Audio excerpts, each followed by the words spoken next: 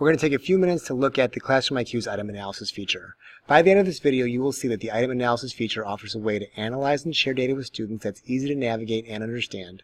It's helpful for giving students a visual representation of how they did as a class and as individuals, and also helps confirm or adjust the things you thought were going well or not so well while you were grading. The first thing you will see when you log in is this screen that shows all the tests that you've given and all the tests you've graded, with your most recent test being at the top. These are the ones you're probably going to want to analyze. On the left, there's this bar graph icon. That's where you're going to find the item analysis icon. Clicking on that takes you to this screen. This is a worst case scenario of the screen that you might see. There's lots of white space. It doesn't look very helpful. And that's because right now Classroom IQ has no idea which class I'm looking at or which test I'm looking at. So it's just kind of showing me some default stuff. On the very top of the screen, I'm able to select a specific class or a specific test or a specific class. And once I tell Classroom IQ exactly what I want to look at, this is going to look a lot better. I'm going to share with you guys a test that I teach multiple sections of, so that would be my Algebra 2 Unit 2 test. Once I click on that, it's only going to show me useful information.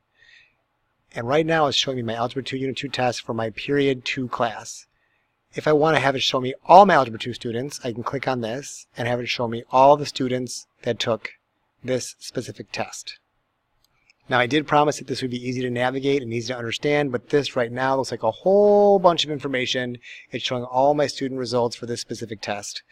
Let's look at the screen piece by piece. Along the top, we're going to see the question numbers along with how many points the question was out of and how the students averaged on that question. You're also noticing some color coding, I'm sure. Green means the class did really well on that question. Red means not so hot. Yellow means okay. So I can see the class did really well on questions 1, 2, and 3, and 5. Kind of okay on 6 through 9. Poorly on 4, 10 through 12. You get the idea. Along the left-hand side, I can see all the students' names in, I don't know what order this is. But if I click on this, it's going to put it all in alphabetical order. I'm sure you've also noticed this big red box sitting here that says hover over to view student answer. I'm draggable and resizable. What this allows me to do is hover over any student's question and see their work. So I can see that Kyle on question 8, this is the work that he did that got him 3 points. This has been very helpful for me when the students have come in to go over their test and they don't have it with them. I can crack this open, find them very easily, and we can go through each question with them and tell them why they did what they did. Another thing I'm able to do, which is helpful, is share this information with the students. If I click on this arrow here, all the student data disappears, but as a class we can see how we did on specific questions. I can have the students look at how everyone did. I can have one class look at how they did. And when they have this information combined with the stuff that's sent back to them, it's very helpful for them to reflect on their own performance versus the class as a whole.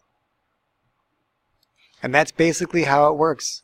You can see it's pretty user-friendly. It is a lot to look at, but once you start poking around there, you're going to find it pretty useful. I do hope you use it. I know I like it.